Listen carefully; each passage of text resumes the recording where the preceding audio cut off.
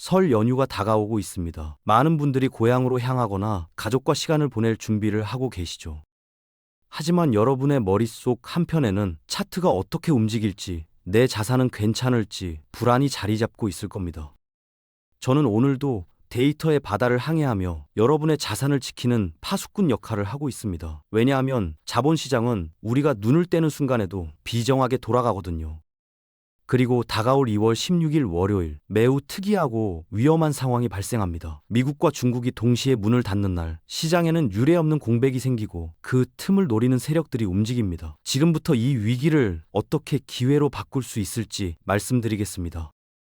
2월 10일 월요일, 이날은 미국에서 대통령의 날, 국경일입니다. 뉴욕 증권거래소가 문을 닫고 시카고 상품거래소도 조기 마감하죠. 그런데 문제는 여기서 끝이 아닙니다. 같은 날 동방의 거대한 수요처인 중국도 춘절 연휴로 상하이 황금거래소를 비롯한 주요 시장이 모두 멈춥니다. 세계 경제를 떠받치는 두 기둥이 동시에 사라지는 겁니다. 이때 시장에는 돈이 흐르지 않습니다. 유동성 진공 상태가 발생하는 거죠. 많은 분들이 이렇게 생각하실 겁니다. 휴장이면 가격도 안 움직이겠네. 완전히 잘못된 생각입니다.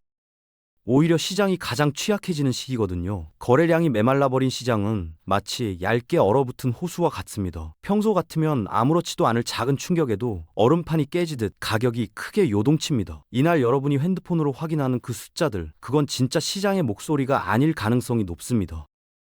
시장을 지키던 주체들이 자리를 비운 사이 소수의 투기 세력이나 기계적인 매매 프로그램이 호가창을 장악합니다. 특별한 경제 뉴스도 없는데 엔 가격이 갑자기 3에서 5%씩 급등락하는 현상. 이건 경제의 본질이 아닙니다. 세력의 장난질이죠. 이런 변동성은 투자자들을 겁주어 물량을 뺏으려는 속임수입니다. 시장이 얇은 틈을 타서 만들어내는 신기루에 불과한 겁니다.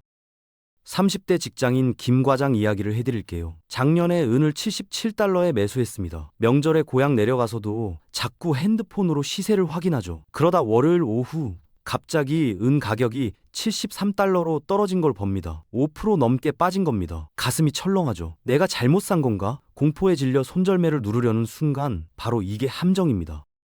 거래량이 없는 시장에서 찍힌 그 가격은 진짜가 아니거든요. 월요일 화면에 찍히는 숫자에 현혹되지 마십시오. 스마트폰 시세창을 잠시 덮어두세요. 가격 하락에 따른 공포 매도, 상승에 따른 추격 매수, 이 모든 게 세력이 노리는 함정입니다. 이성을 유지하세요.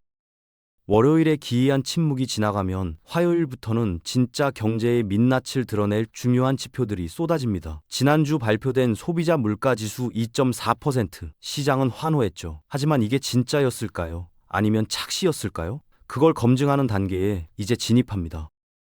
투기 세력의 장난질이 멈추고 거대한 경제의 톱니바퀴가 다시 맞물려 돌아가는 시점이 바로 화요일과 수요일입니다. 이번 주 발표될 지표들은 향후 A인 가격의 운명을 결정지을 진짜 심판관 역할을 하게 됩니다. 월요일에 여러분을 흔들던 그 숫자들은 가짜였습니다. 세력이 만들어낸 신기루였죠.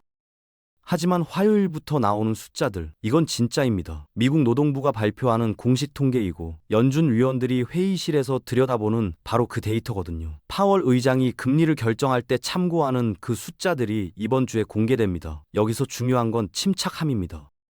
차 한 잔의 여유를 가지세요. 지금부터 제가 말씀드리는 지표 분석, 이게 여러분의 자산을 지킬 핵심 무기가 될 겁니다. 귀 기울여 들어주세요. 소비자 물가지수가 마트의 가격표라면 생산자 물가지수는 공장 굴뚝에서 나오는 도매 가격표입니다. 물가의 뿌리죠. 이 뿌리가 여전히 높다면 지난주 확인한 낮은 소비자 물가는 통계적인 마사지나 일시적인 착시일 가능성이 매우 높습니다. 시장은 지금 이걸 가장 두려워하고 있습니다. 물가의 뿌리가 썩어 있을지도 모른다는 시나리오 말이죠. 만약 생산 자물가 지수가 예상보다 높게 나온다면 금리 인하를 기대했던 시장에는 재앙과 같은 타격이 됩니다. 지난주 호재에도 불구하고 은값이 77달러 선에서 횡보했던 이유가 바로 이겁니다. 세력들이 이 생산자 물가 지수를 확인하려고 기다렸던 거죠. 공장에서 만들어지는 제품의 원가가 오르면 결국 그 비용은 소비자에게 전가됩니다. 라면 한 봉지 가격이 오르는 건 공장의 밀가루 값이 먼저 오르기 때문이거든요. 그래서 생산 자물가는 미래의 소비자 물가를 예측하는 선행 지표입니다. 뿌리가 건강해야 나무가 건강한 법입니다. 뿌리가 병들어 있으면 겉으로 아무리 멀쩡해 보여도 결국 무너집니다. 이번 주 화요일 이 숫자가 공개됩니다.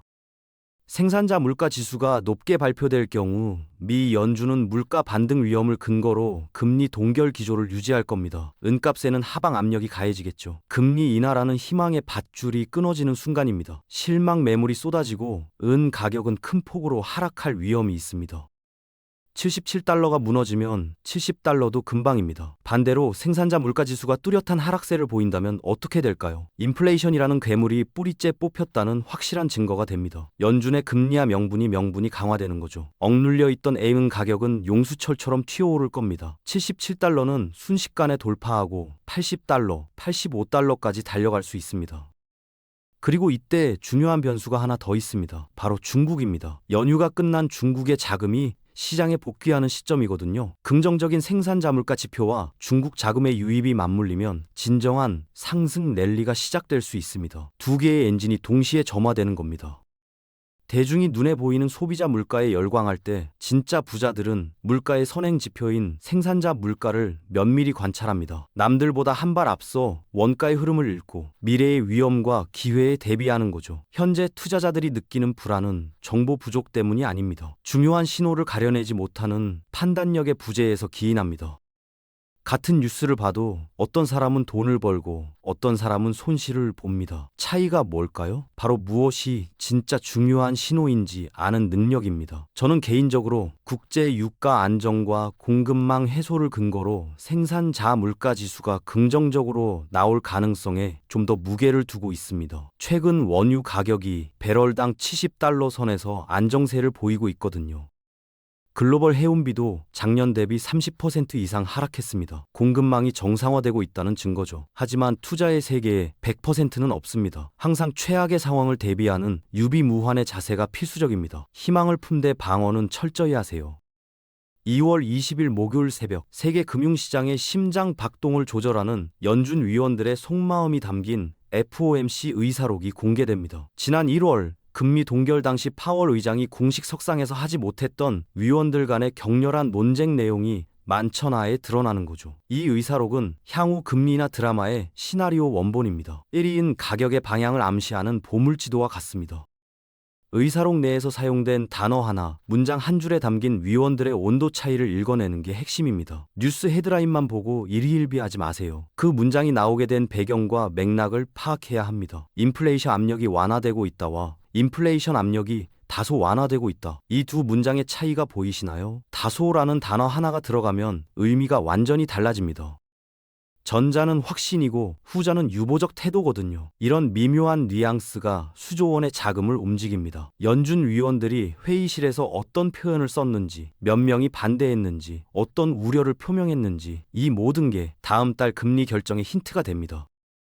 의사록에서 인플레이션 재발을 경계하는 매파적 목소리가 강하다면 시장은 금리 인하 기대감을 접고 발작적 반응을 보일 겁니다. 매파적 분위기에서는 달러 가치가 상승하고 금과 A은 같은 귀금속 가격은 곤두박질 칠 가능성이 큽니다. 우리는 인플레이션이 완전히 잡힐 때까지 기다려야 한다는 식의 표현이 나온다면 최악입니다. 시장은 즉각 반응하겠죠.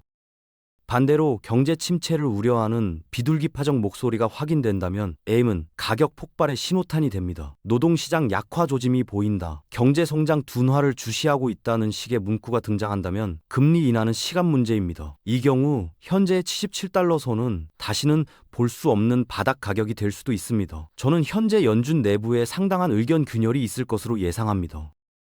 파월 의장은 신중한 태도를 유지하려 하지만 일부 위원들은 이미 금리 인하 쪽으로 기울었을 가능성이 높거든요. 이 혼란을 세력들이 이용할 겁니다. 2월 20일 목요일 의사록 발표 시점은 설 연휴를 마친 중국 시장이 재개장하는 시기와 맞물립니다. 거대한 자본의 충돌이 예상되는 거죠. 서구 세력이 의사록을 빌미로 가격을 흔들 때 중국의 큰 손들은 이를 저가 매수의 기회로 삼을 가능성이 있습니다. 춘절 기간 동안 묶여있던 중국 자금이 일제히 풀리는 시점이거든요. 이러한 거대한 힘의 균형이 어디로 튈지 예측하기 어렵습니다. 그래서 냉철한 이성과 기다림이 최고의 무기입니다. 나무가 흔들린다고 뿌리가 뽑히지 않듯 금리 인하라는 거대한 대세 흐름을 믿고 폭풍이 지나가기를 기다려야 합니다. 연준이 아무리 말로 버티려 해도 결국 무너지는 경제 지표 앞에서는 무릎을 꿇을 수밖에 없습니다. 역사가 증명하거든요. 2008년 금융위기 때도 2020년 팬데믹 때도 연준은 결국 굴복했습니다. 이번에도 마찬가지입니다. 시간이 우리 편입니다. 변동성이 극심할 때는 아무것도 하지 않는 게 가장 위대한 투자입니다. 내동매매를 피하고 가치를 믿으며 기다리는 거죠. 두 번째, 낚시꾼의 그물을 준비하세요. 실시간 대응 대신 현재가보다 5% 낮은 터무니없는 가격에 미리 매수 주문을 걸어두는 겁니다.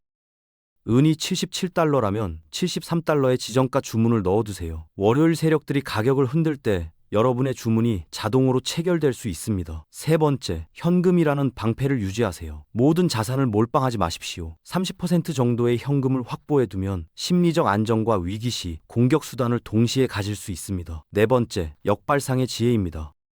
남들이 공포에 질려 매도할 때를 세일 기간으로 여기세요. 대중과 반대로 움직이는 용기가 필요합니다. 투자는 예측이 아니라 대응의 영역입니다. 우리는 미래를 맞추려는 게 아니라 어떤 상황에서도 살아남을 준비를 하는 겁니다. 현재 겪고 있는 시장의 혼란과 정체는 은값이 더 높이 비상하기 위해 거쳐야 하는 마지막 진통일 뿐입니다. 명절 기간 동안 가족과 함께 떡국을 나누며 지난 한 해의 시름을 잊고 새로운 희망을 품으시길 바랍니다. 투자도 중요하지만 가족이라는 진짜 자산에 집중하는 명절이 되셨으면 합니다. 2월 16일 월요일의 함정을 피하고 화요일 생산자 물가지수를 냉철하게 판단하며 2월 20일 목요일 FOMC 의사록의 진짜 메시지를 읽어내시길 바랍니다. 투자의 책임은 본인에게 있습니다. 제 분석은 참고 자료일 뿐입니다. 여러분의 가정에 풍요와 건강이 가득하길 기원합니다. 새해 복 많이 받으십시오.